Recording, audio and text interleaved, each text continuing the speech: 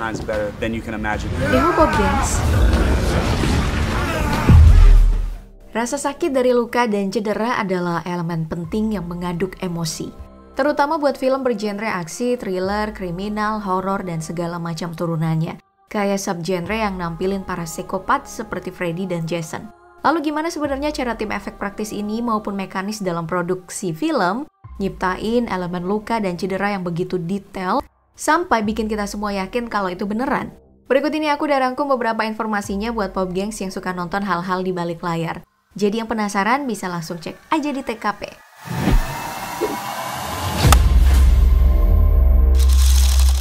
Sebagai permulaan, aku mau bahas soal cara nyiptain luka bakar kayak yang muncul di film Project Power.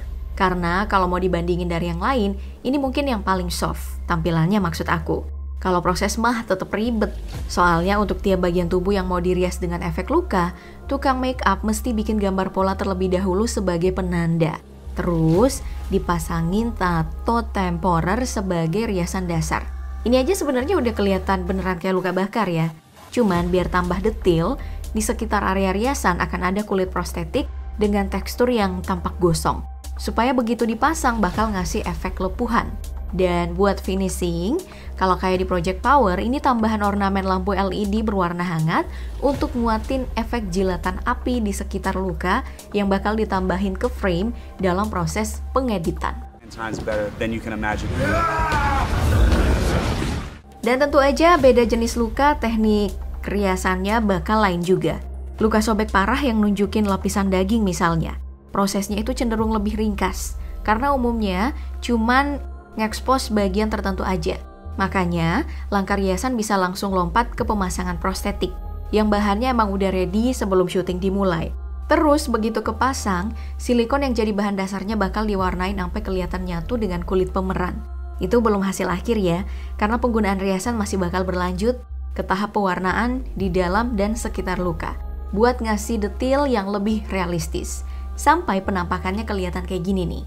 Kinda crusty.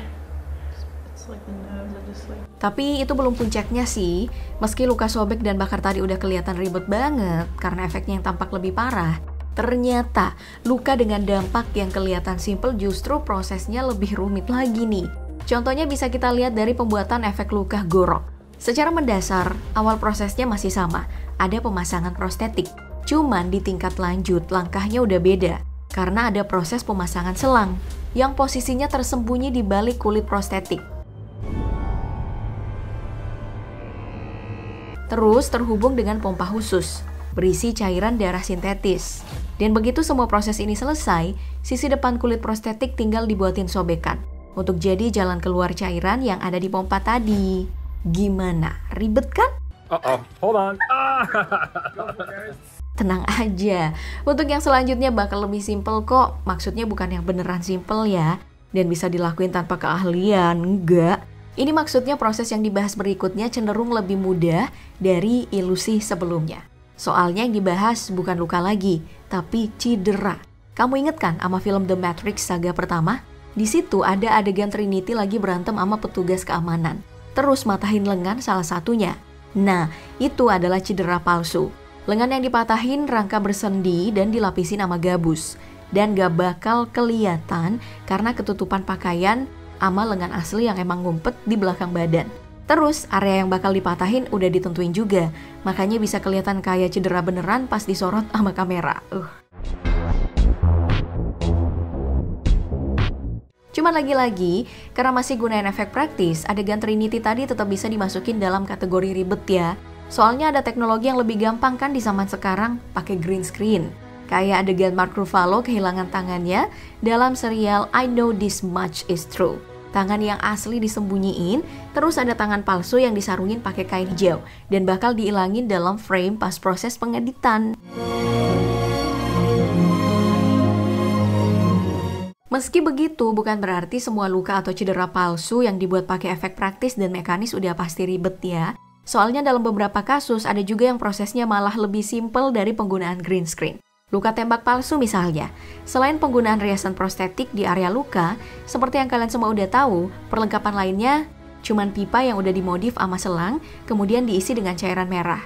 Nah, pipa modif ini bakal disenggolin ke belakang tubuh pemeran pas adegan tembak-tembakan berlangsung, supaya ada efek munceratan darah dan seolah pelurunya berhasil nembus badan.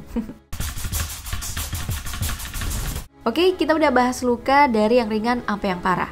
Terus udah bahas cedera buatan kayak lengan patah sampai kehilangan tangan. Tapi kok rasanya ada yang kurang ya? Gimana misalnya kalau badanmu kemasukan benda asing? Emang sih itu bukan luka atau cedera, tapi tetap aja kalau nonton di film, rasanya pasti nyerih gitu kan? Jadi udah paling bener kalau kita coba bahas itu juga, dengan gunain adegan perut kemasukan ke labang robot dari film The Matrix sebagai contohnya. Ya tentu aja kalau pembahasannya robot kayak gini udah pasti efek yang digunain pakai teknologi mekanis animatronic. Entah itu buat ke labangnya maupun buat perut orang yang disorot dalam kamera. Soalnya nggak mungkin kan masukin begituan ke dalam badan orang beneran. Selain geli udah pasti bahaya. Jadi praktis karena emang total, para kru ini jadinya mesti buat penampakan perut yang beneran mirip. Sampai ke detil pori-pori supaya adegannya terasa lebih nyata. Well, sekarang kamu udah ngerti gimana cara film nipu mata penonton kan? Terutama buat adegan yang ada hubungannya dengan rasa sakit. Jadi gimana? Ada niatan pengen nyoba bikin adegan kayak gitu? Atau kamu tertarik dengan hal seputar produksi film? Seperti efek praktis, mekanis maupun digital buat jenis adegan lain? Ya kalau emang gitu, kamu tulis aja di kolom komentar mau bahas soal apanya, nanti aku buatin deh. Sama-sama untung kan kita? Kamu gak perlu susah-susah nyari tahu, aku juga dapat ide buat konten baru. Tapi kamu cek dulu lah di playlist behind the scene aku sebelum kasih usul ya. Kali aja yang pengen kamu tahu, ternyata udah pernah aku buat di konten lain, oke?